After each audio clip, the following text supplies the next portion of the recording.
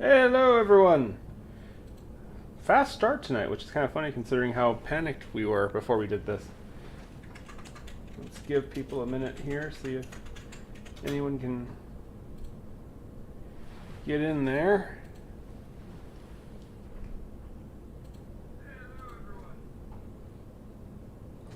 Okay, audio seems like it's working. Yeah, I notice every time that you're freaked out and frantic and worried that, oh god, we're running out of time before the show, and we always end up like this where it's like, yeah, we started at 7 o'clock actually. Where is everybody? Something's up. Hold on. Yeah, something does seem kind of weird. Browser's not working. Why is the browser not working? If there is anyone here in the stream, things are acting kind of weird, so bear with us for a second.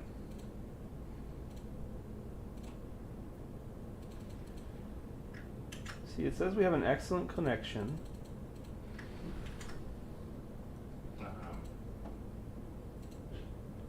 Is there legit nobody here? That don't feel right. Hold on.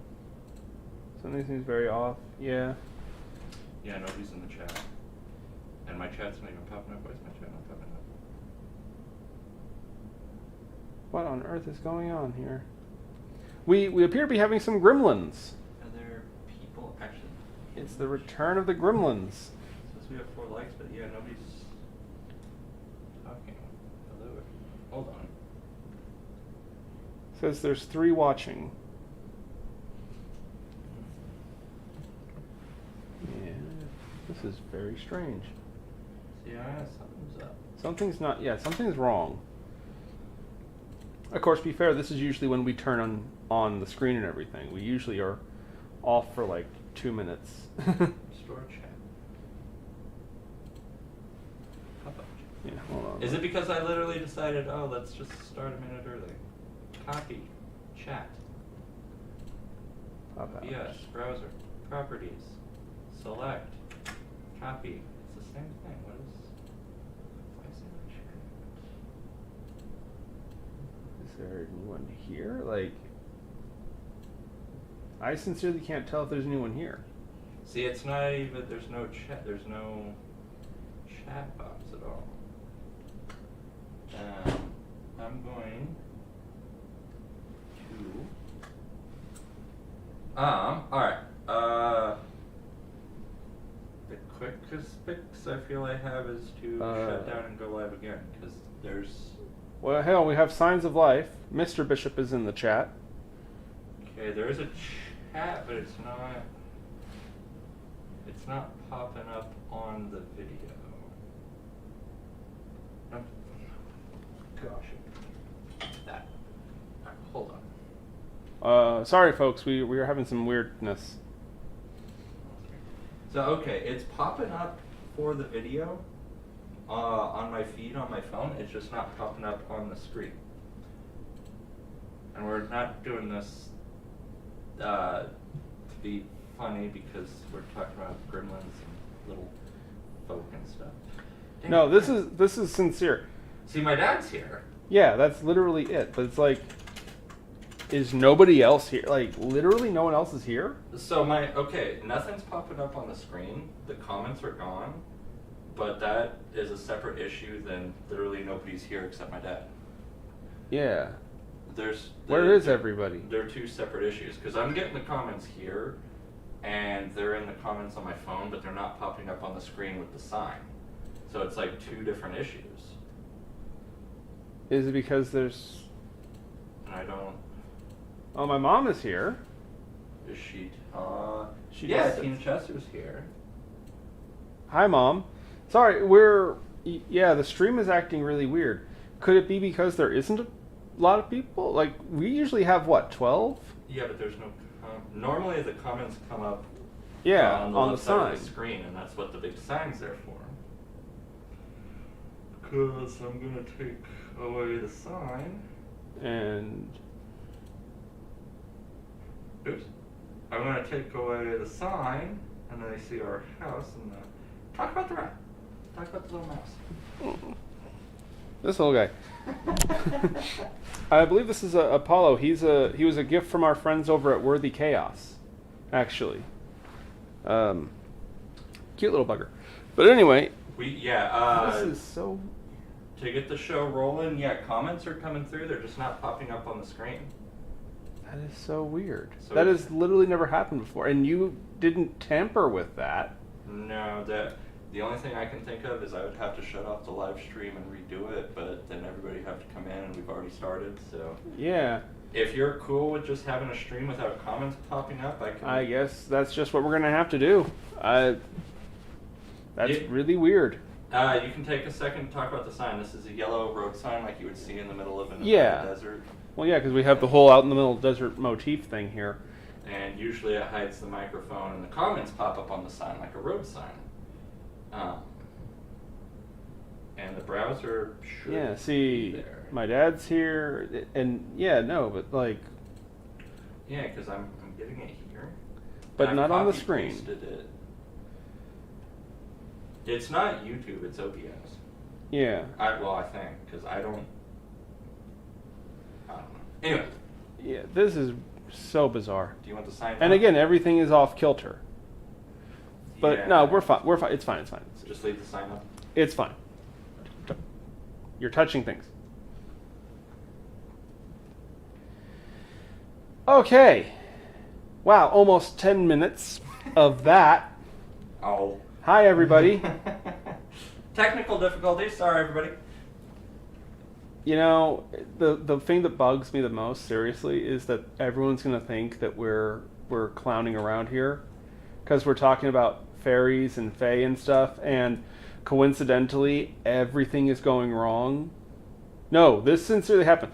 Okay, we are not that clever. We do not know that much about what we are doing around here, okay? Even now, the bishop is, like, doing weird shit. See, you pointed it out, and now I see how the camera's, like, tilted off kilter, because behind the scenes, look how the chair is tilted. What? There we go. It's probably not gremlins, it's just us being incompetent. off. Let's be honest here. But I don't know what's up with the browser. That's something with OBS. Hi, Open Eyes. Oh, boy. Yeah, no. We talked about government cover-ups. We've talked about assassinations. This is the one that somebody is trying to silence us on. Because, of course. So... Oh, and now we have a judge in the house. We have Dr. Bible, and now we have Judge Open Eyes. Of course. Well, anyway, so what we're going to talk about tonight are fairies or fae folk or little people, things like that. The wee folk. Something just happened to the screen. Huh. I think it's on my computer. The screen flashed for a second there. It's weird. I'm not even making this shit up. Like, I don't know what the hell's going on anymore around here. Anyway, though. So, fairy is a very broad term. Fae is a more modern term. Well, okay. Real quick, I'll explain this. I'm not sure if fae is an old term that's resurfaced or if it's more of a modern thing. But there's a time when they were more known just as fairies, even though technically a fairy is a specific kind of fae, or fae folk, or whatever you want to call them. Actually, I should be careful, because a lot of the stories say that, like, these creatures, even though there's tons of them, there's lots of different things, they have certain things that are, what's the word I'm looking for? Consistent. That are consistent. And one of them is that they tend to be incredibly anal. And it's past 30 seconds, so I can say that. I'm going to get turned into a toad or something.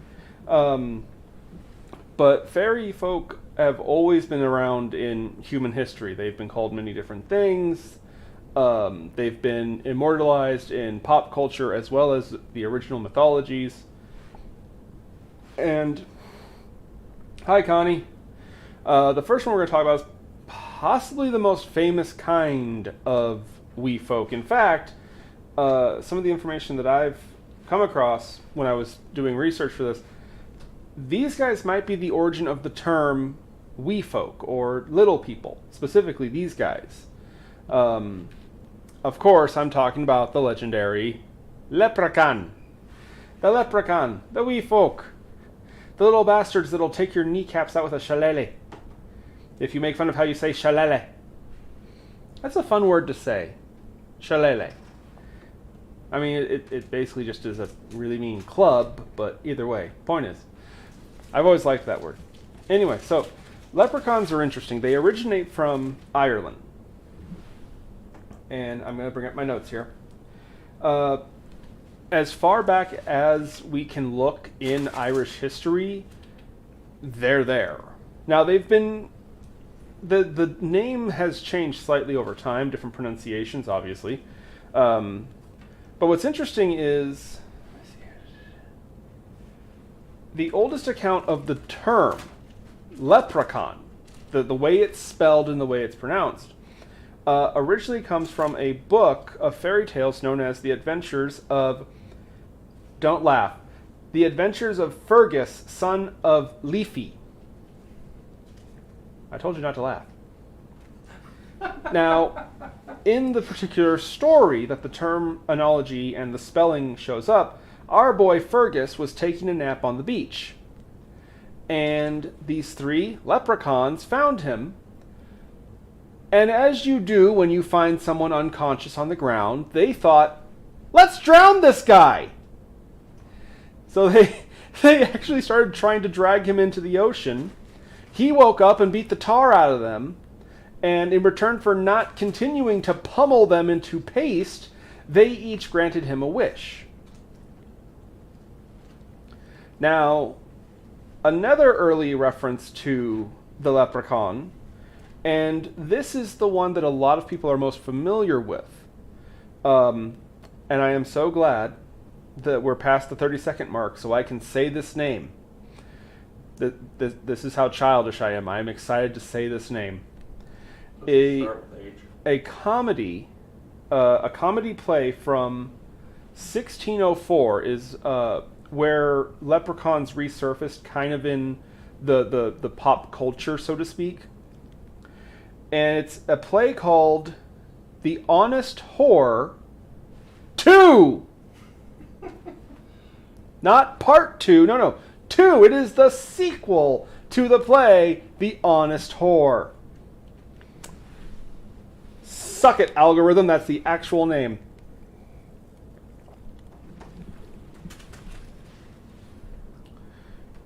Everyone behaving themselves.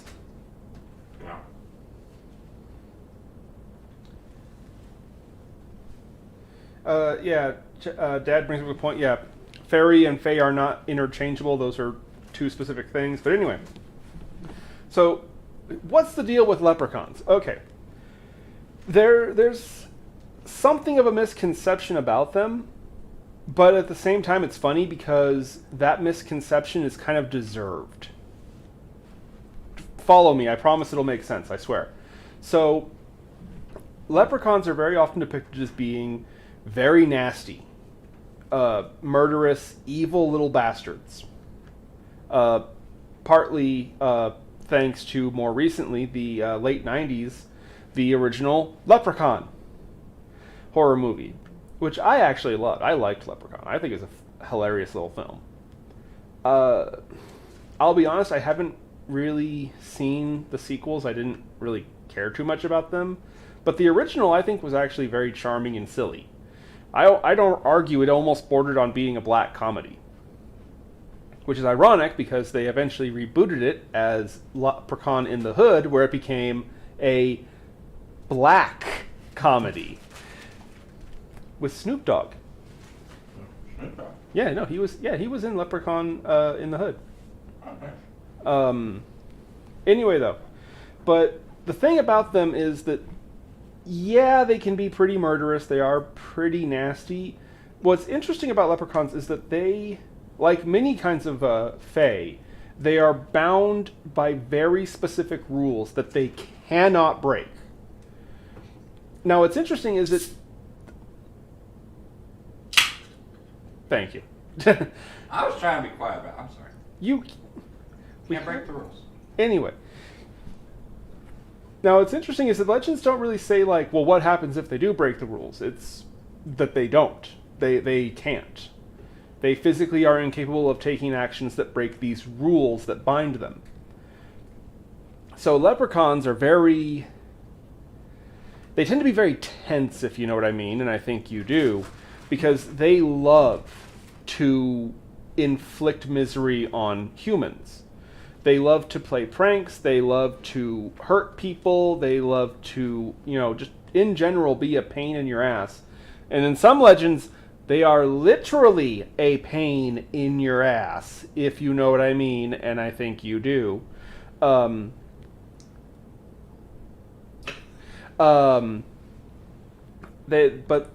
can't do anything to you. They can only act in retaliation.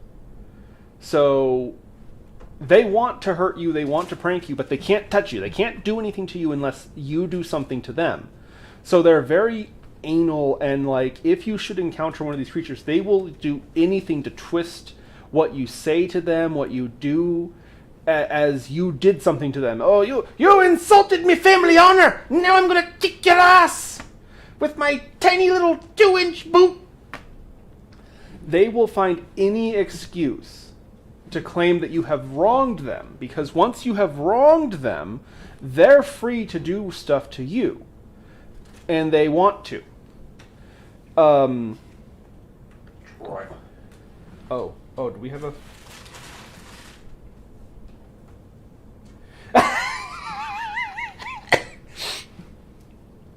I wish the comments were up. Yeah, because my screen is so big that I can't... The notes tonight are so big that I have to actually close out the chat, so I can't see. Yes, Fergus was king of Ireland, Open Eyes. And apparently some leprechauns saw him taking a nap and just randomly decided they wanted to drown him. I feel like there's... Hold on. Well, that escalated quickly. I mean, that really got out of hand. And then he beat them within an inch of their lives. Which, by the way, there's a misconception about leprechauns being immortal. No, they are very susceptible to physical damage. The thing about them, like lots of different kinds of fae, is that if you don't keep your eyes on them, they can do what's referred to as blink, or basically teleport. They can escape, so you have to keep on them, keep focusing on them. But yeah, they're nasty, mean little bastards, and it's interesting too that they revel in deception and cruelty and stuff like that.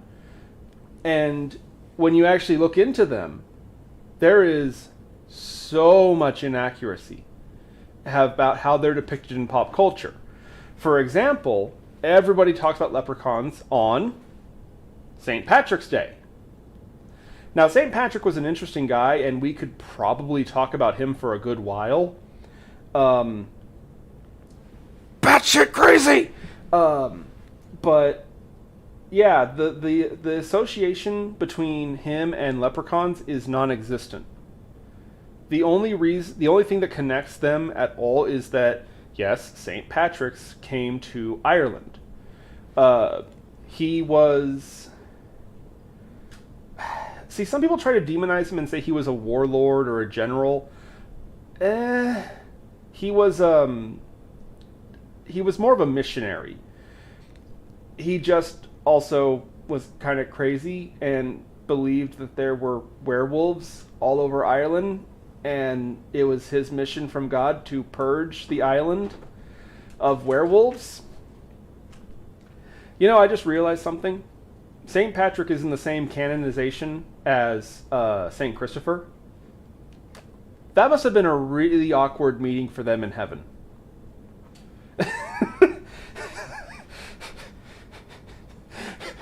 Peter just gets to the pearly gates. Christopher's just sitting there. Woof. You ever accidentally step on your dog's toe or something like that, and they act like you attempted to murder them, and you're trying to get them to accept your apology and you're sorry? I can only imagine that something like that must have happened. Cats are the same way. Cats are the same. Really? I've never had a cat look at me like they were scared of me. When I moved too close to Rano, he was just like, "Oh, our battle will be legendary," and then he tried to murder me. I had a dog and 3 cats, and they all... The cats that I grew up with mostly were like in the garage and hid. Oh. My cats weren't. Rano, the second you got home, all 4 of them were under your feet. Rano was the only one we ever had that was really our pet, per se. I love that little motherfucker. He was mean, though. He was real mean. Quiet, you. But anyway, the whole connection between St. Patrick's Day and St. Patrick and leprechauns, there is none.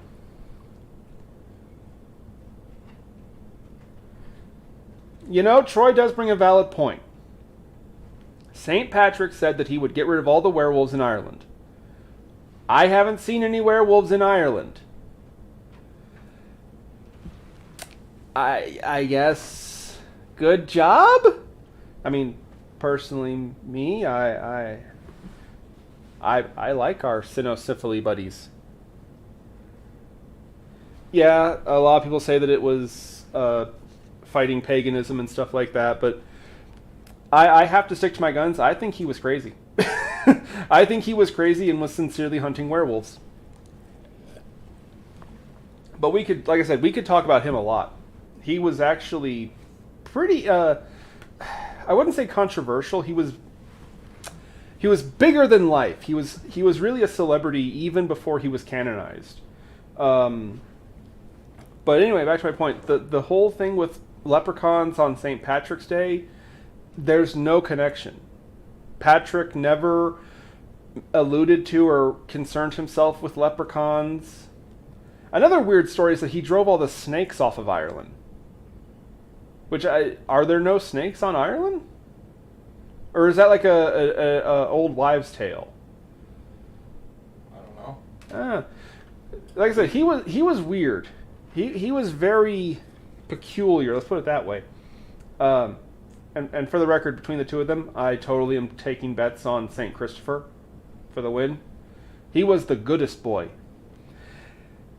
Like, I sincerely hope that there are some people in this stream watching who didn't watch when we were talking about werewolves, so they have no clue what I'm talking about, or are just confused. Anyway, though. So, another misconception, another thing, detail about the leprechaun is they have a pot of gold! Right? Wrong. There was one legend about a leprechaun with a pot of gold. He was a shoe cobbler, but he was known for having a very bad temper. And supposedly there was this fairy prince who wanted him to make a pair of shoes for him.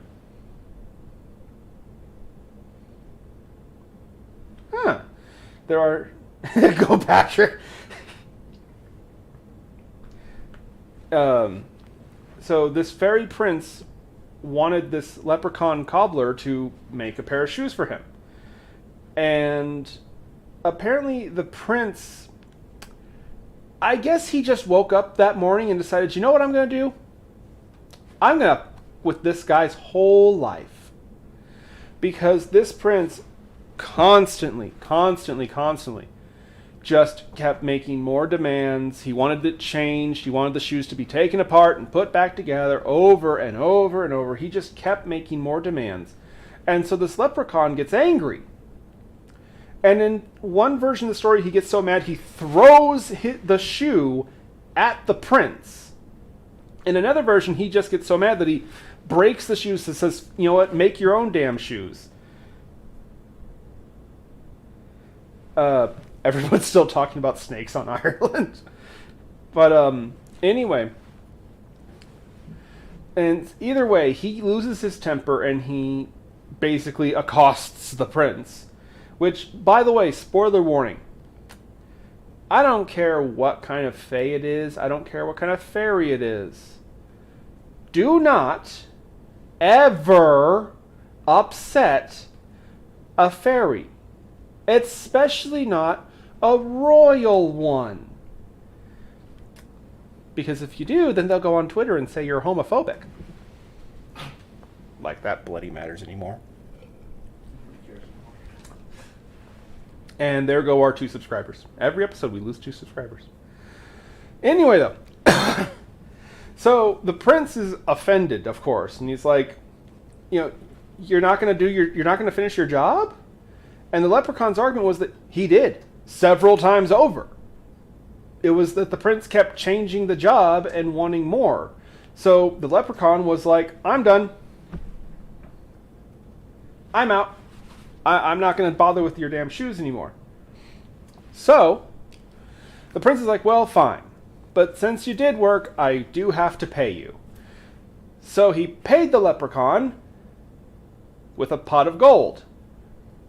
An iron pot of gold. Now, I've looked and I've looked and I've looked, but I cannot find an explanation for why this matters. But for some reason, many kinds of fae and fairies and wee folk don't like iron. In some stories, they can't touch it at all. It burns them. Sort of like silver to a werewolf or a cross to a vampire.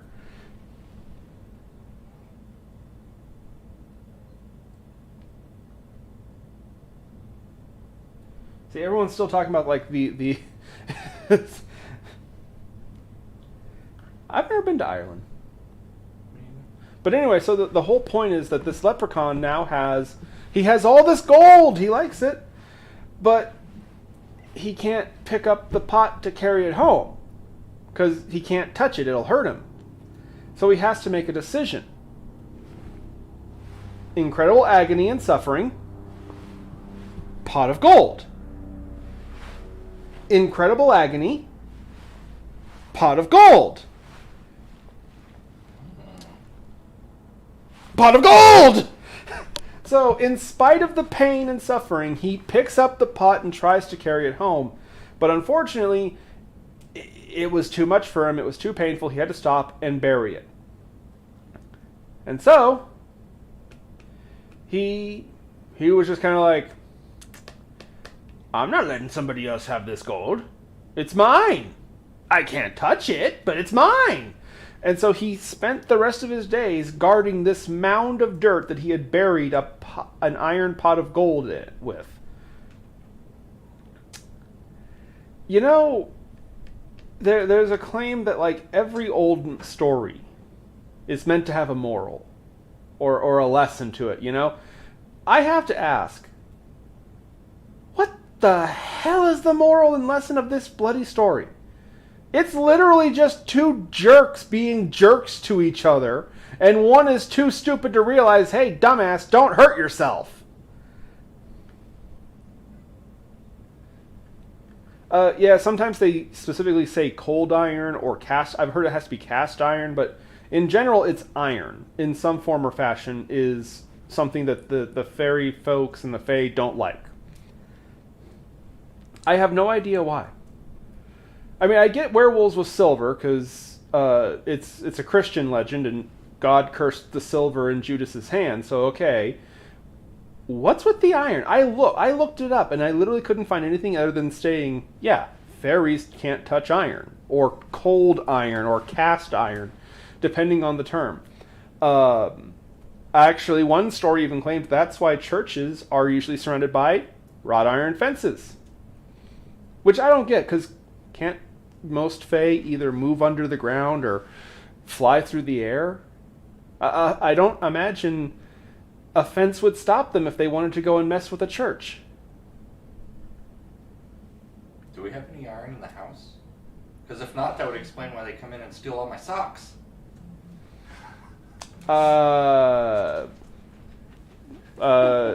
DJ Scraps has those cast iron pans. Is that enough to keep the Fae out with 2 cast iron pans? I don't think so. I think it has to be something that physically stops them, because they can't... It's not they can't be near it, it's that they can't touch it, that it hurts them. So, yeah, I don't know. Also, if you suspect that you are dealing with a Fae, hit them with a frying pan. If they start to smolder and scream, they're a fairy. If they don't, you just committed assault. Do not take advice from me. I'm missing socks. We will actually get into that a little bit later. Anyway, but yeah, this one particular story for some reason became very famous, and because of it, leprechauns became synonymous with a pot of gold. I don't know. I literally don't know what to tell you. My personal favorite story about a leprechaun was this guy. I don't remember what it was he stole. He stole something from a leprechaun. I want to say it was something dumb like a pocket watch. Okay. So the leprechaun, I remember it. This leprechaun, he had a little house built into a tree stump. Because again, remember, leprechauns are tiny. They're little guys. But I guess while he was going through the door to his house, he dropped his pocket watch. And then this human walks by and sees the pocket watch on the ground and a tree stump that has a door in it. And he has a brilliant idea. I'm going to take this pocket watch. By the way, real quick, I shouldn't have to say this, but apparently I do. If you ever find a shiny object in front of a tree stump that has a door built into it, leave it the hell alone. That's not your shiny object. Also, I always thought that like the wee folk were good at hiding their stuff. He just had a door in a stump. That is not hiding. That is not clever. I personally think it was entrapment. I think he did it on purpose, little bastard. Because that's what they do. They try to find an excuse to do something to you. And the stories vary, but I remember basically the leprechaun confronts the guy and it's like, "Give me back my pocket watch, you big bastard." And the guy's like, "No, I found it fair and square. It's mine now." And so the leprechaun kidnaps the man's baby.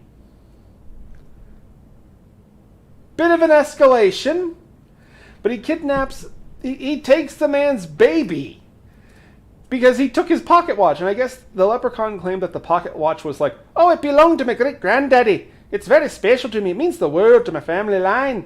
So I'm going to take your family line, you big bastard. I'm going to take your kid." And so the guy, of course, obviously he goes after the leprechaun because, he wants his baby back. And the leprechaun, I'm not joking, buries the baby alive in a hole and exchanges. And basically what he does is he says, "Okay, I'll give you the information to where your baby is if you give me back my pocket watch." Which is not a good deal. That is not equal. Information is not the same as a physical object. I want the baby back. But the dumbass guy agrees. He gives back the pocket watch. And then the leprechaun says, "Okay, I buried him up on that hill over there." And so the man runs up on the hill to go dig up his baby. And there's a whole bunch of mounds on the hill. Only one of which actually has his baby. The rest are filled with nothing. And that's the end of the story.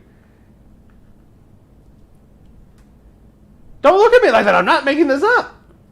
The leprechaun buried a baby alive and then made a bunch of fake mounds so the dad wouldn't be able to find it quickly.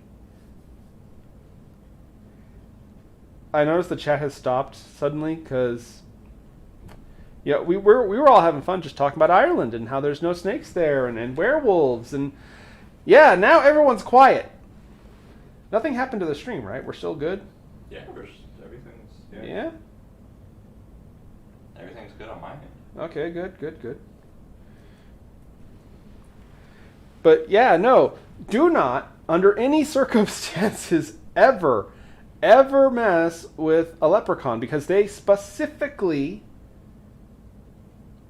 Yeah, Open Eyes is right. Don't mess with the Fae. Don't do that. Just to be fair, most of the time these creatures in most of the legends, they won't bother you if you don't cross them. Just stay away from them. Leave them the hell alone. And me personally, if I saw some little person that can fit in the palm of your hands, I wouldn't want to mess with that, because they say you shouldn't feed into hallucinations. If you're hallucinating, don't acknowledge it. But no, the leprechaun is weird, because there's so many stories about it, about being tied to St. Patrick, the pot of gold, stuff like that. Oh, by the way, the whole thing about, they'll give you a pot of gold if you capture them. No. Now, some stories do claim that if you actually get the better of a leprechaun, like if you get it cornered or you beat it up, they can grant you wishes. They can use magic for you. But the whole pot of gold thing, that was that one dude. That was one specific creature.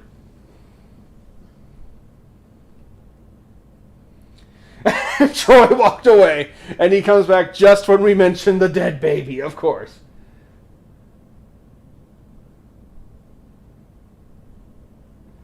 Yeah, I remember you telling me about that nightmare, Tara.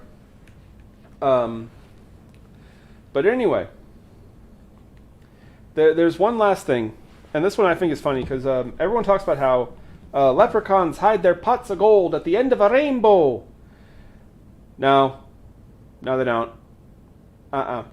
So here's the thing with that. The whole reason that we have this association of rainbows and pots of gold actually comes from Isaac Newton. He commented, and by the way, this is of course rough translation. I'm sure there'll be somebody who will be like, well, that's not exactly what he said. Of course not. He claimed you would sooner find the leprechaun's pot of gold than you would the end of a rainbow. Now, what he was referring to was the fact that rainbows don't have a beginning or an end. They're a spectrum of light. Depending on what angle you're standing at when you observe the light molecules moving through the moisture, you'll see rainbows in different shapes, different sizes, different colorations. You might even see a double rainbow.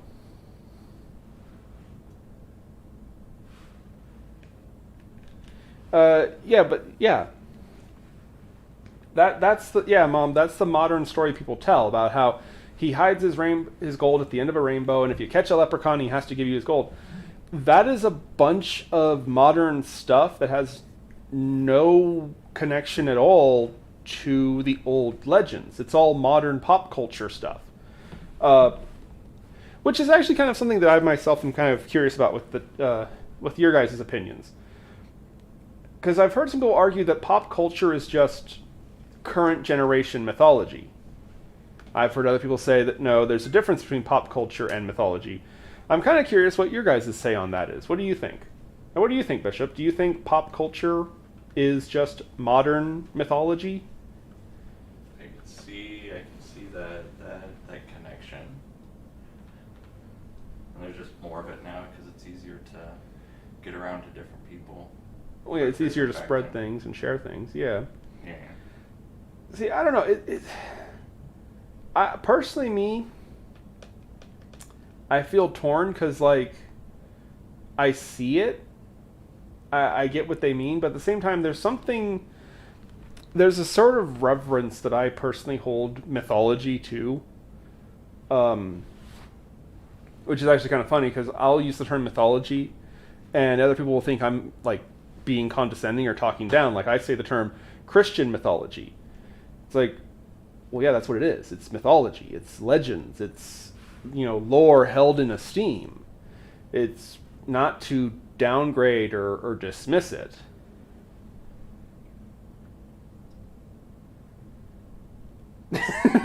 Open Eyes brings a good question. How do you get to the end of a spectrum of color and light without breaking reality? You kind of need that's when you need those GTA style mod hacks, right?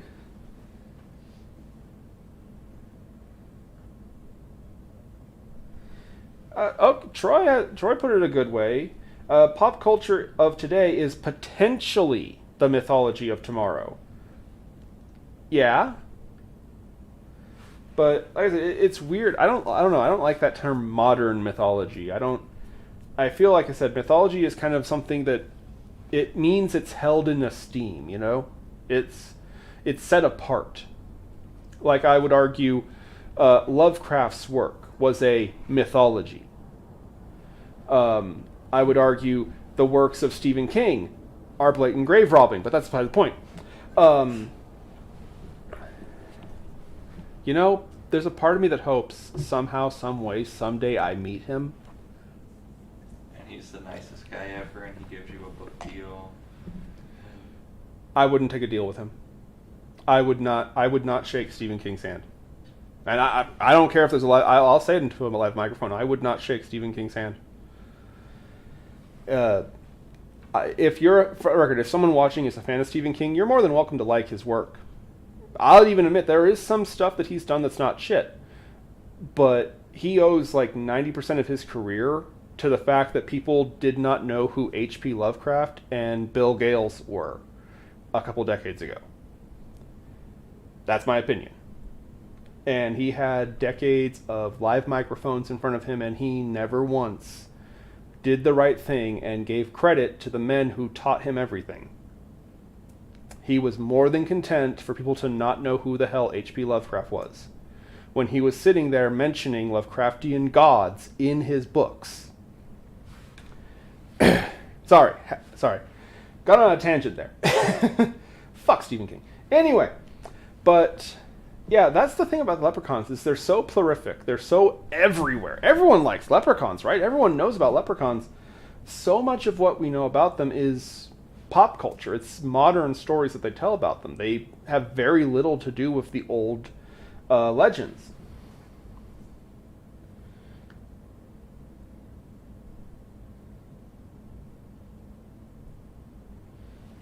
Yeah, that's a fair point, Troy. But again, also to be fair, I also consider Lovecraft to be something of a mentor and master to me. So of course, I'm going to probably going to hold Lovecraft in a little bit more reverence than I would expect most people would. But anyway, it's kind of funny how everyone knows about leprechauns, but all the stories we tell about them are completely modern stuff. Also, real quick, you never hear about lady leprechauns. They're always a little dude. They're always a ginger. They're always a little man with red hair. Sometimes he has a beard. Sometimes he has a mustache. But he always has some kind of facial hair. It's always red. He's always a ginger. It's funny because there's parallels. Contradictions, I should say. Paradoxes. In some stories, they are unclean, filthy little bastards who dress in rags. But other stories say, oh, no. They're fancy SOBs. They wear suits. They have suits and they have buckles on their shoes. And don't you dare mock their fancy clothes. They love their clothes. They love their stuff. They're very possessive. And again, keep in mind, this is a creature that is trying to be offended by you. They're kind of like a modern day Twitter user. They want to be insulted. They want you to wrong them so that they can attack you. Which is why, smart thing to do, don't give them a chance. Just ignore them. Don't talk to them. Don't ask the little tiny foot-tall man for directions, because that will somehow anger him. Oh, you big bastard, you think I just know the way around the woods because I live out here, huh? Oh, that's stereotypical. Oh, I'm going to get you banned.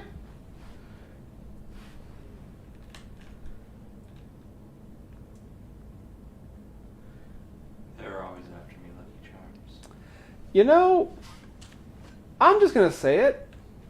I'm not a huge fan of Lucky Charms, actually. But then again, I've never been a big fan of the marshmallow cereal in general. Except for that s'more cereal that they have nowadays at like Walmarts and stuff like that. I like that one. I don't like the marshmallow cereals all that much. You know what I like? Fruit Loops. Fruit Loops and Pops. Those are the two best cereals. Why are you shaking your head? I saw that. Fruit Loops and Pops. Those are the two best cereals.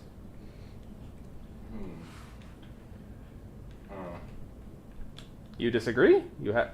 What's your favorite cereal? I don't really eat cereal. Weirdo.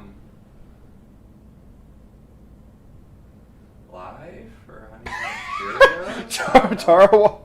Tara wants somebody put in timeout like she was. I don't know. Well, yeah, no, chat real quick to pad out time.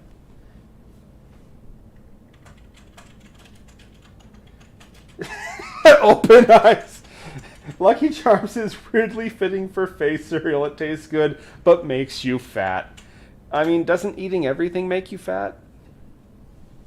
Unless it has like worms in it and they, parasite the body fat off your body. That wasn't a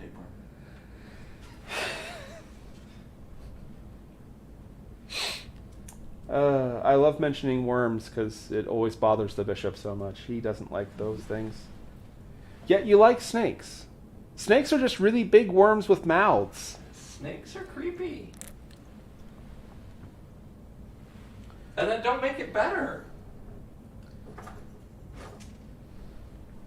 Tara wants the leprechauns put in timeout. I'm not going to put them in timeout. They'll take offense to that and get angry.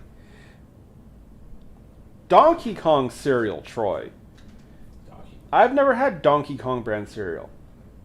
But Troy brings up a good thing, and you might know this better. Did you ever try that Star Wars cereal, the C-3POs? I never did. No, I know what he's talking about, but I never. I am shocked. Really, you never tried the C-3POs? No. Are they still around? I don't know. I doubt it anymore.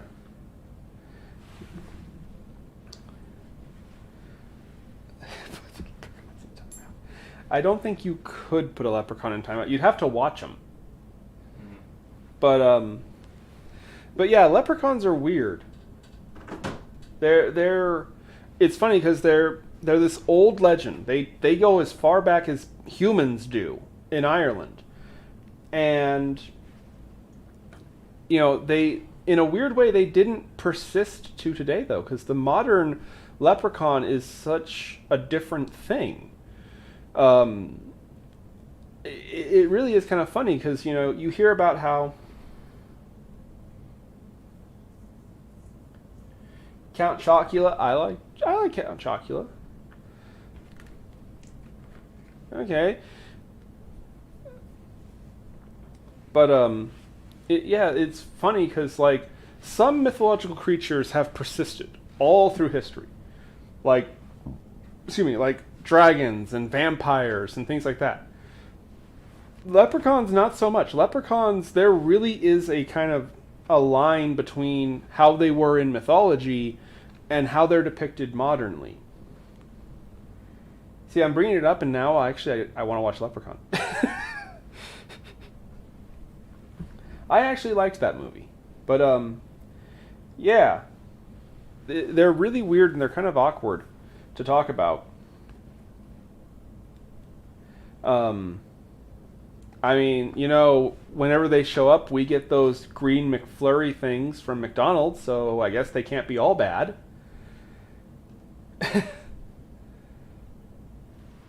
But we're going to move on to kind of the big boys tonight, if you will, actually. And I mean that in multiple ways. This is an interesting one.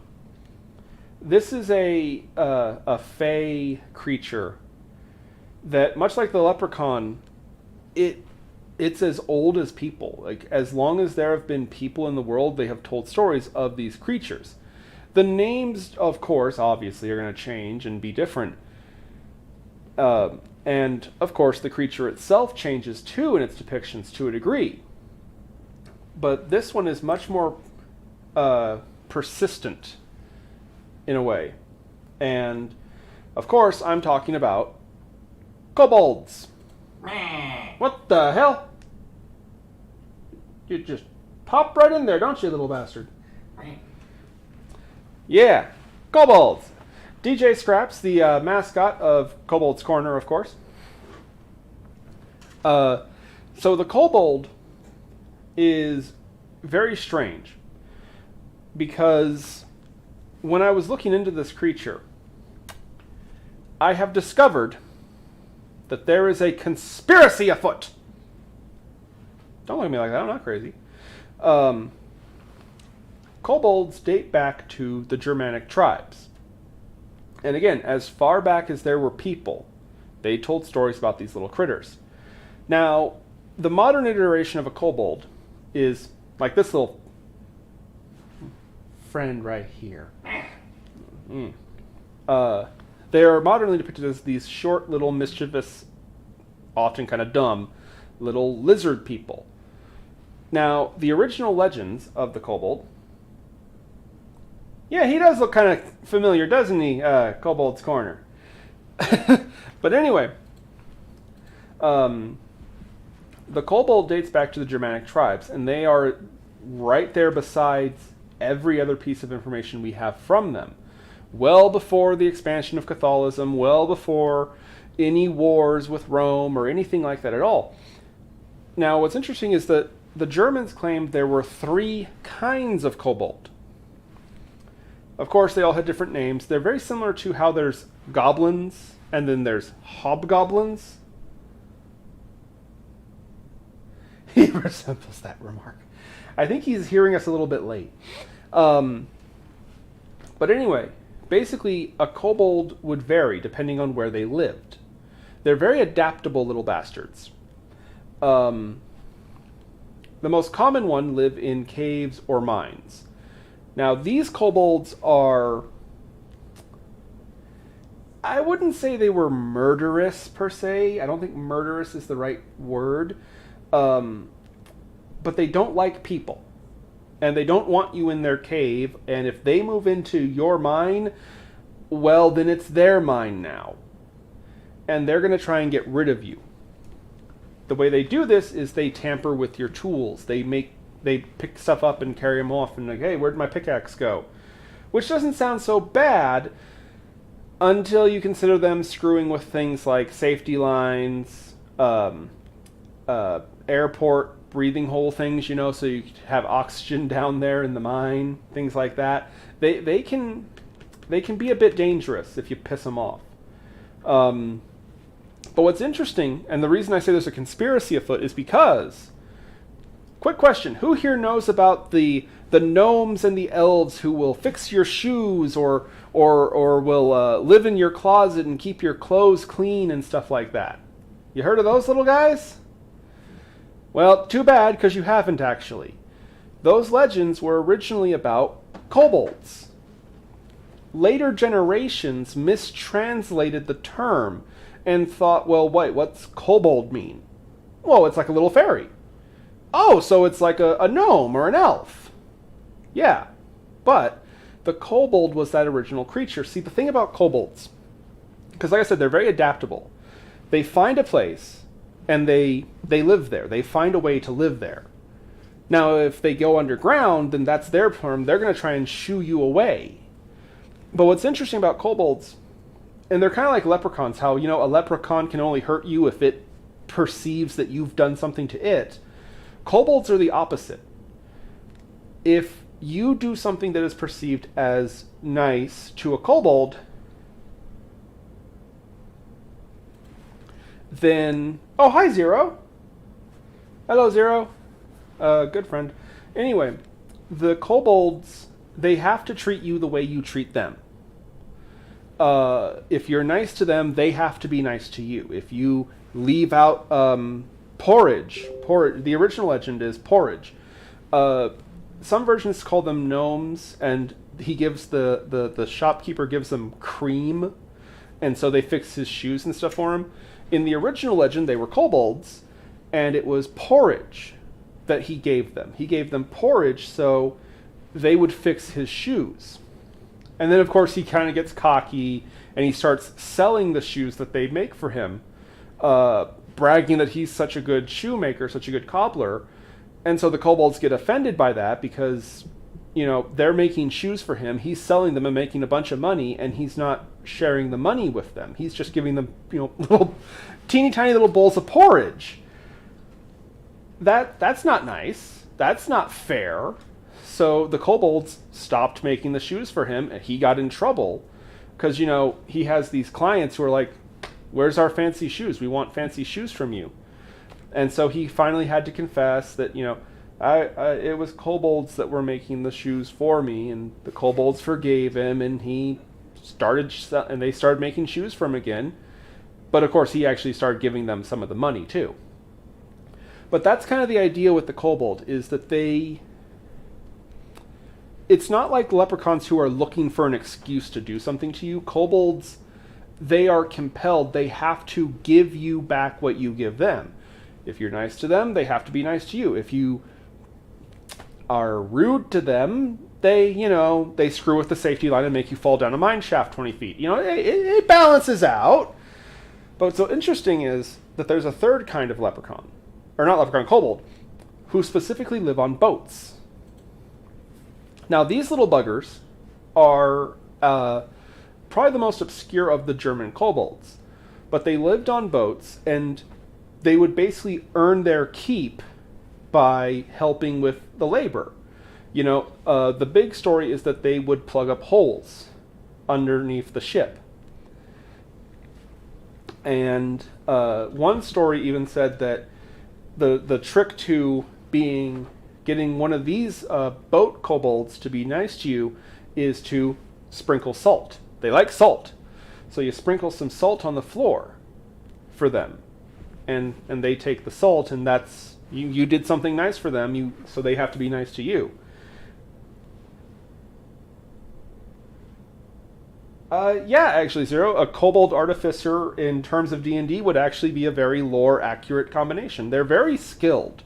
They're very talented with their hands. They're very good at making stuff or using tools, things like that. The problem is apparently they're very childish. You know what I mean? They are very easily offended. And yeah, you're going to have to go out of your way to get them to forgive you if they think you've done something bad to them. But what's interesting is that kobolds... Boat kobolds are salty little bastards. Well, I guess if you tick them off, yeah, they would be. Oh, jeez. Oh, God. I'm just picturing like somebody sprinkling salt for the kobold, but accidentally dropping it on the kobold. The salt grains would be big to those little bastards, right? But anyway, what's interesting is that we see stories of them all over the place. Any culture that interacted with the Germanic tribes at all has kobolds too. In fact, what if I told you, and I'm not joking, what if I told you that there was a story about kobolds and Heracles, or as some people might know him, Hercules? I'm not joking. There is a story. So I'll tell the story real quick. So Hercules is traveling the world trying to do these great labors, to clear his name, blah, blah, blah. Well, he was walking down a road, and he was getting late. He was getting tired. He decided, you know what? I need to set up camp. So he throws out a big blanket on the side of the road, not paying attention, and he lays down on this blanket and goes to sleep.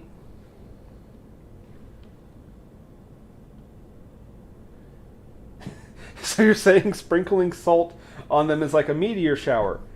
It could be. I don't know. I'll get to that in a minute, but anyway, let me finish the story. So Heracles is sleeping on top of this blanket that he put on the side of the road. Well, what he didn't realize is that he put his blanket right on top of a hole that a family of kobolds lived in. So these kobolds are coming home from hunting out in the forest, and there's a giant sleeping on top of the only door to their house. So they are trying to shove and push Heracles over, make him roll over in his sleep or something, and he's not budging. Because again, these are tiny little guys. They cannot move him. And so they spend the entire night stomping around him, trying to wake him up, getting more and more frustrated, more and more angry. And they realize, we are not getting past this asshole. So what do? Well, students, I put it to you. If you're a teeny tiny little guy, and the son of Zeus is sleeping on your only door to get into your house, you can't move him, you can't wake him up, what do you do to get your revenge for him being so damned inconvenient? I want an answer from you guys, because I guarantee nobody's going to guess what they did to him. They do something to him. They play a prank on him. They get back at him. I want to know what you guys would do. Steal his socks. Bite him? Bite him? We have two people saying they would bite him. You would bite the mythical hero, Heracles, the son of Zeus. Fight him? Fight him? How much EXP is freaking the son of Zeus worth? Chomp him on the back of the arm. Go Ant-Man on him. Well, hold on. I'm gonna wait a second here and see, because I want to see if anyone else can get an idea. Tie his sandals together. Oh no, Slime, you're on the opposite side. You are outside of your house. He's sleeping on top of your door, so you can't get into your home. Yeah, everyone's saying bite him. Bite him. Okay, I'm going to put you all out of your misery, because I'm not afraid of no demigod. Write a scathing letter about him to the local politician. I don't know why these are getting me so bad. I'm so funny. Okay, I'm going to tell you. I'll tell you. You know what they did? They stole the buckles off of his sandals. They took the equivalent of his shoelaces. Not his shoes, not his whole sandals. They just took the buckles off so he couldn't tie his sandals on. That's mean. So the next morning, he wakes up. He gets up, he takes the blanket off. They're all hiding in the bushes watching, holding his shoe buckles like, yeah, you giant bastard. He tries to put his shoes on and then proceeds to walk out of them. He goes forward and his sandals stay behind because he can't buckle them up. And so Tara was close. She said tie his sandals together. They just took the buckles off. They took his shoelaces, basically. And so he had to continue his journey to the next town to get new sandals, barefooted.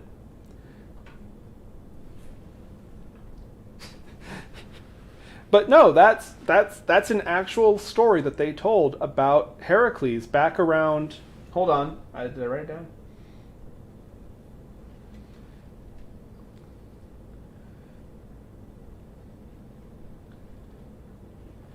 Yeah, this story.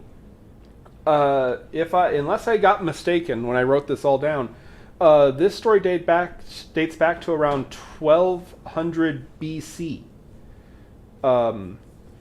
But yeah, no, Heracles on his quest to perform the 12 great labors and redeem himself because he thought he killed his family. He ticked off a family of kobolds. And they stole his shoelaces, basically. Also, I love how everybody's answer simultaneously was like, bite him! Bite him!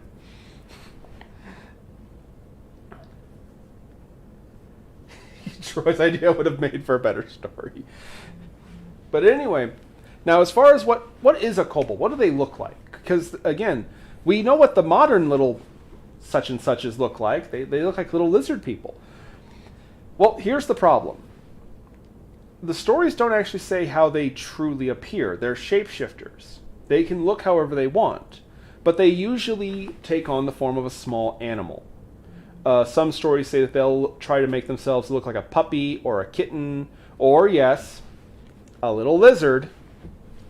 But the most common form, the thing they like to look like the most, is actually invisible. They don't like to look like anything. They are invisible. Does nothing count as a shape to shift into?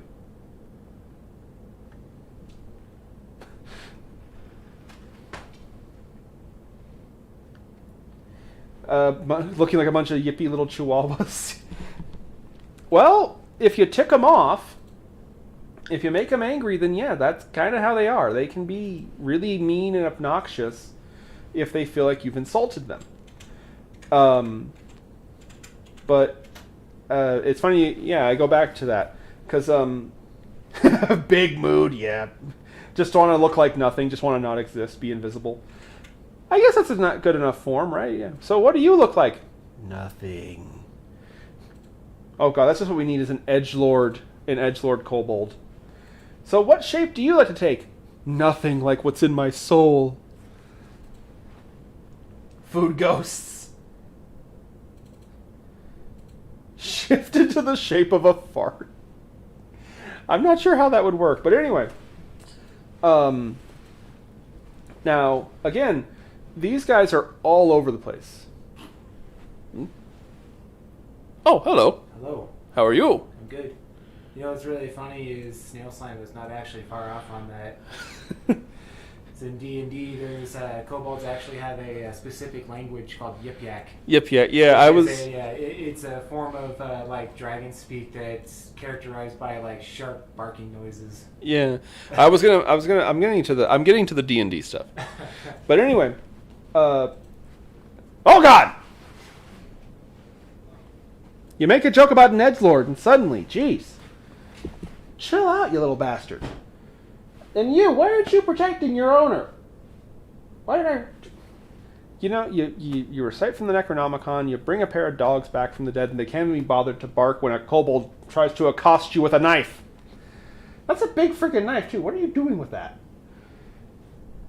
Hope you don't run with that. Jeez. Anyway.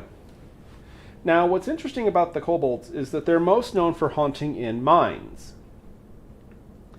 But that's because of the fact that there were mistranslations between different cultures, because after the canonization, which is to say the expansion of Catholicism into Germany, and the erosion of the Germanic tribes, the kobold stories persisted. It's just they didn't call them kobolds. See, that's something real quick I have to bring up here, because this is something that I see obnoxiously online all the time. Because we're in December, which means Christmas is coming up, which means we need to hear from all the obnoxious atheists, like myself, who, you know, want to tell you about how, well, this was stolen by Christianity, and this was stolen by Christianity, and this... No. You are mistaken. Christianity, yes, it did aggressively expand out from the Middle East across Europe. That is true. That is historic. However, actually, the preservation of ancient, more pagan traditions was not endorsed or commanded by the church. Very often, people like their traditions. And so, they're going to find ways to incorporate it in their life one way or another. Okay? Yes, there was a winter festival in various pagan religions where they would decorate trees. And you know what? In the winter season, Christians also celebrate the birth of their Savior, Jesus Christ. It's kind of what their religion is about. Okay, these are two things that happened at the same time. It is not about thievery or hijacking or stuff like that. Okay, look, trees are sturdy and common. It is not exclusively a pagan idea to decorate them in the wintertime when literally everything sucks. Okay? All the trees are dead, all the harvesting is gone, all the animals are in hibernation, winter is horrible. Okay? It is not an exclusively pagan thing to think, hey, let's decorate a tree so we're not depressed. Okay? The whole idea that Christianity stole these pagan folklores and pagan traditions is not true. It was the fact that people wanted to continue doing their traditions even after they converted or, were conquered, or whatever term you want to use. It was not thievery, it was adaptation. Now, specifically, in that regard, the kobolds, once again, adapted. See, in Germany, many people liked kobolds. It was considered a blessing to have a kobold live in your house, provided you don't, step on their toes. That's the best take I've ever heard on that. I love it. Thank you. I was just waiting like, oh, someone's going to be mad. But no, it's true. It was not thievery. It was simply, well, okay, we're Christian, but I liked decorating our trees because it made us not miserable. Let's keep doing that. Don't we have a celebration coming up anyway? Why not?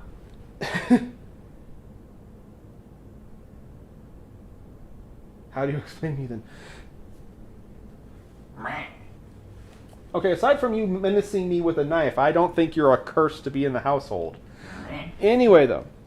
So what's funny is that the kobold, because again, remember, the church did not want to incorporate these pagan traditions into the people's lives. They wanted you to be a good little Christian. Well, there's no kobolds in the Bible. Although I do believe there is like one or two verses that do mention fairies, like by name, like mentioning them. I'm not sure though. I'll have to check into that. But anyway, there's no kobolds in the Bible. So a lot of German people, after the canonization, they had an idea. They're not kobolds. No, of course not. No, they're not kobolds. You know what they are? House angels. House angels or house spirits. And that was the next evolution of the kobold. They became referred to as a house angel. You ever hear stories about how a family or a person might have a guardian angel? Some spirit that looks out for them and helps them or protects them? Guess who? Yep, kobolds. A kobold will save your life if you're nice to it. In fact, actually, there's this is kind of a creepy legend, actually, but I'm going to get to it in a little bit. Put a pin in that. Put a pin in and remember, kobolds will save human lives. That comes up later. Anyway, and so the kobold became remembered in other ways. Another problem is translation. Again, kobolds were the original shoe cobbler creatures that got misremembered as elves or as gnomes. Because to be fair, when you're talking, when you're translating one language into another, well, what's kobold mean? It's a little fairy. It's a little fey creature. So like a gnome? Like an elf? Woody Woodpecker. Given his chaoticness, I could see Woody Woodpecker being an analogy for a kobold. They are mischievous little buggers when you tick them off. But, to be fair, Woody Woodpecker was also a good guy. My brother, JR, loves Woody Woodpecker. He almost cried at that movie. That movie was absolutely horrible. It really was. But anyway, going back to my point. The kobolds have always been a creature, at its core, the kobold is adaptive. They are a creature that can live in any environment and will suit themselves to it. They will be in any culture and they will find a place to fit in. You can't call them kobolds because you're Christian? Okay, they're a house angel. Now, what's interesting is that they yet again evolved much more recently. Like within the past couple of years, I'd say at most the past decade, with Dungeons and Dragons. Now, in Dungeons and Dragons, for the uninitiated, Dungeons and Dragons has a long history of taking things from actual mythologies and rewriting it into the game. For example, kobolds in D&D originally were 2-foot tall dogmen. Don't look at me like that, I'm not making this up. They were dog people. Okay, yeah.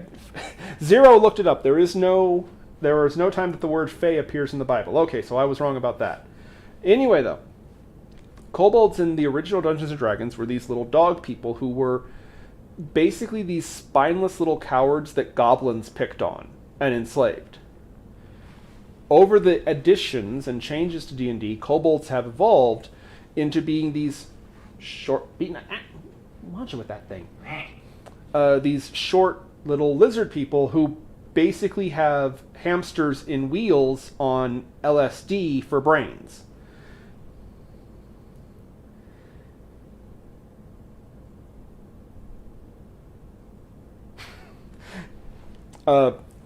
Modern kobolds in D&D are hyperactive, insane little creatures who usually accidentally cause mischief. They're like bumbling geniuses.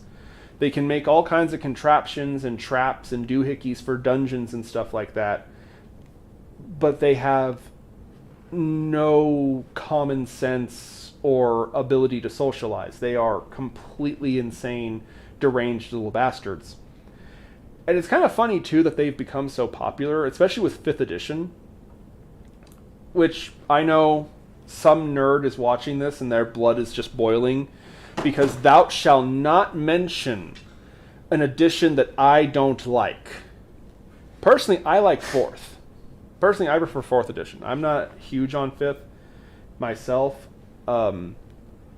But for the record, no, I don't think anyone is a bad person if they prefer to play 1st edition or 5th edition or whatever. I just like 4th. Because 4th edition was combat focused and I want to beat the crap out of stuff.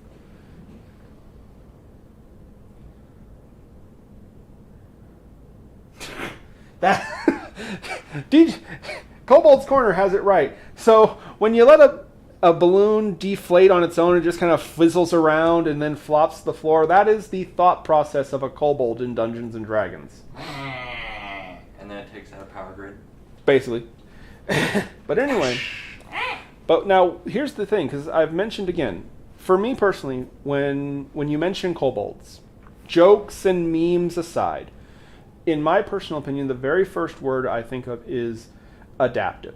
This is a creature of mythology that no matter who interacts with them, no matter what coast or border their stories are brought to, they instantaneously are integrated into that legend, into that mythology, into that realm.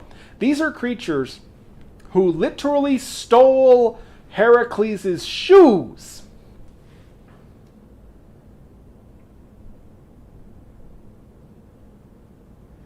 Oh, Troy, we don't talk about 3.5. We don't talk about the dark times. This is a happy place. I'm kidding, actually. I did play 3.5 for a little while in middle school, actually. So many damn books. So many books. What were they thinking?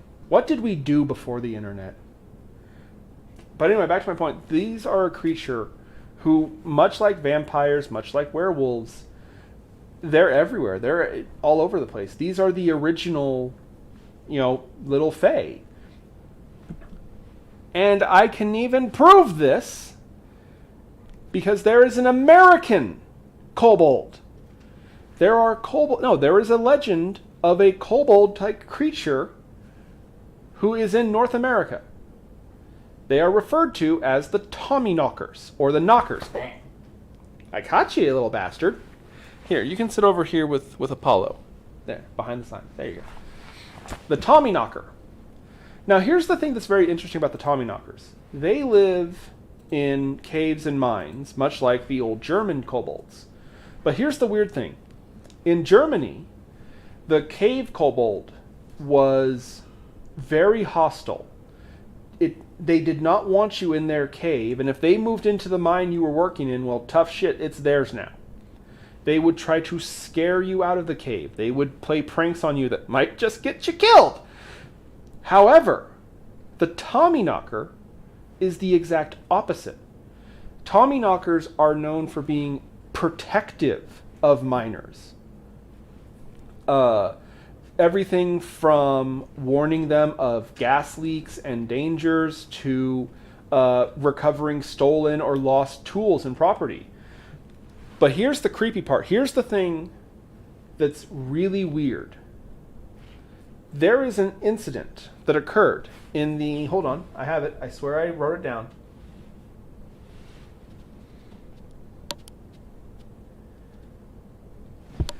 $1820, in Pennsylvania, there was a mine that had a cave-in.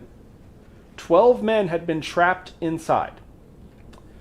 Now, rescue parties went into the mine to try and get them out. And so they're calling for them, they're not getting any response. They're sincerely starting to think there's no one to rescue, so to speak. One of the people in the rescue party started hearing a knocking sound coming from the wall. So he ran over to the wall and he's like, okay. And then it moved further down the hall. It moved further into the mine. Again, this knocking sound. Now the weird thing is, at first it just sounded like random knocking. But the people in the party started listening, and they realized this wasn't just shifting rocks or, earth settling. It was rhythmic. It was music. It was something that couldn't occur in nature. It had to be an intelligent thing making that sound. And so they went to the next spot where they heard the knocking, and then it moved further into the mine. They went to the next spot. It kept going. They kept following this knocking sound until they came to what they thought was a wall. But they looked at it and they realized this was not just a wall of the mine. It was where the cave-in had happened. And so they started to excavate there, and they found the 12 men. Now here's the creepy part. The 12 men were unconscious. None of them were awake. All of them were alive. They were all saved.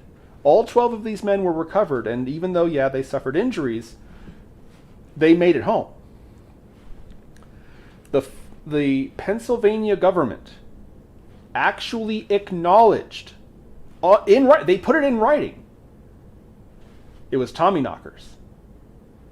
Because there was no other explanation. The wall that they heard the knocking from was solid rock. There wasn't like another chamber on the other side of this wall. The wall itself was knocking.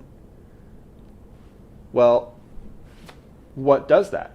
Because it couldn't have been the earth settling, because it was rhythmic. When rocks settle and dirt shifts, it's just a thud, it's not a rhythm. So to this day, the Pennsylvania government officially said, it was kobolds. It was Tommyknockers. They saved the miners. And that is actually documented. But that is a sincere story about the kobolds. The Tommyknockers saved these 12 miners. And that's the thing is, I've thought about this. So it's like, I honestly don't know an explanation. Because that's the thing with me. I love these stories. I love the cryptids. I love these creatures. But to be fair, whenever I hear about a story or see a picture or whatever the hell, my first question is, what could it have been? And I honestly have no idea what it could have been. Because it was rhythmic. So it couldn't have been just dirt settling. And it moved. It moved down the mine. It was leading them. It was leading the rescue party to the miners. I have no explanation. This is it's funny, I was reading this and it was like the Bigfoot video. It's like, I can't give you an answer other than that it was kobolds. I watched the Gimli film, and it's like, the only explanation I have is that's a Bigfoot. I don't know. Now, Bishop, you mentioned that you have actual photographs of kobolds. Yeah. Can we put those up? You actually have. Hold on to your pants, kiddies. We have actual photographic evidence of kobolds. Hit it! It's a little one. Playing a kazoo.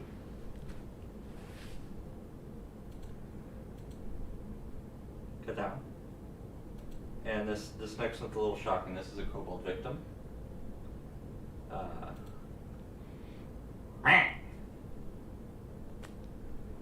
I got these from Joe Bob Jericho, the Bigfoot expert down the street at the truck stop. I figured as much. I had a feeling. It's all kobolds are aliens.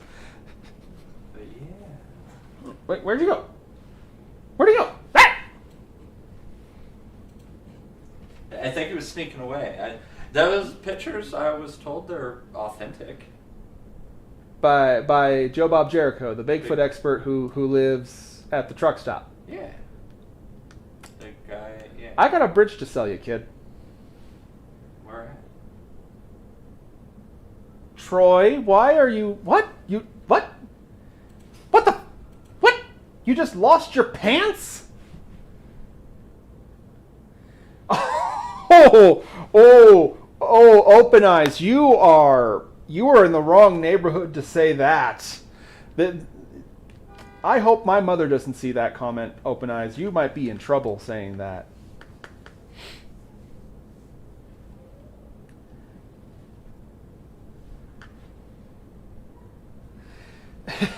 But before we wrap up the show, actually, because we are getting that time, there is one final fairy that I want to bring up real quick. Now, this is a really obscure one that I'm sure 99% of you won't recognize or know, but that's what we're here for. We're here to I'm here to teach. I call you my students. I'm here to teach you these things. Open Eyes welcomes trouble. You are a saucy bitch tonight, aren't you, Open Eyes?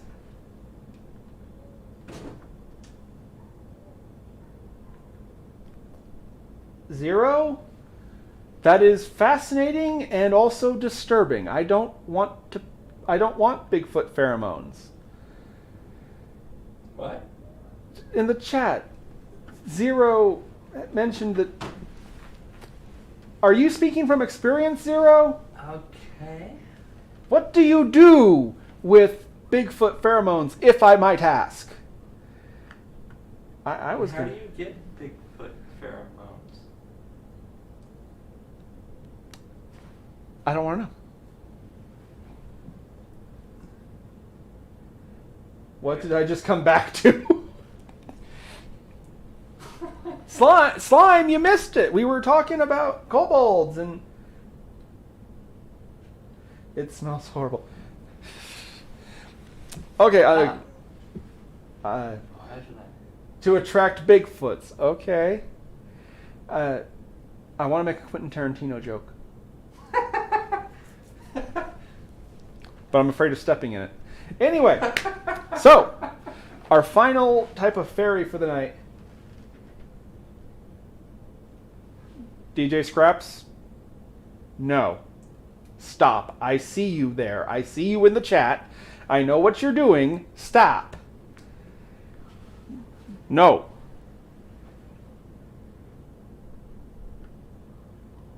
Tara? That's true. I'm losing the chat. Everything's falling into chaos. All right. Before this completely goes off the rails into the realm of Prince Razoff, the last creature I want to talk about real quick, just because there's not a lot to say about it. This is stupidly obscure. I am, of course, talking about the crackhead dwarf. The crackhead dwarf is a strange and mischievous little creature who, despite being incredibly cunning and clever, much like a kobold, lacks any kind of practical thought whatsoever. Brilliant little bastards is a perfect description for these creatures. Now, these guys, much like kobolds, like to live in houses with people. Though they are significantly less helpful at chores than kobolds, or house angels, depending on if you're Catholic. Anyway, but the thing that is most legendary about the crackhead dwarf is the fact that once they are angered, they will put every effort into not only bringing chaos into your life, but they will bring inconvenient chaos into your life. They hold specifically in great reverence the right shoe.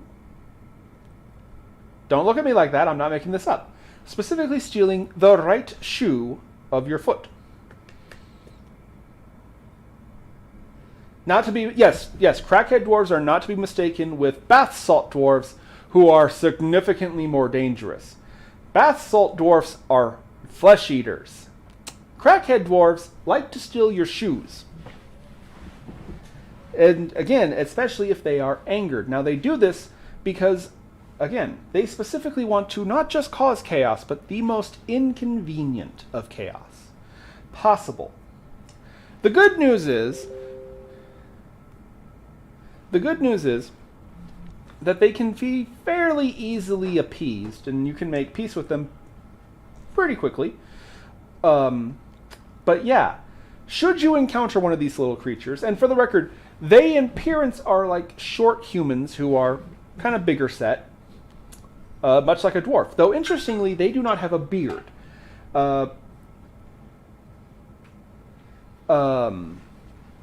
They do not have a beard. There are some claims that the crackhead dwarf is very young, and that's why they don't have beards, and they kind of mature into a normal dwarf. Or they go completely insane and become bath salt dwarfs. But in either case... Oh, hi, Sean! Anyway... Oh, is he here to make fun of your height? Yeah, he just showed up literally these last few minutes. As you talk about dwarves. The crackhead dwarves, yes, very dangerous. They're not, well, they're kind of dangerous, I guess, because, boy howdy, trust me, they will get you.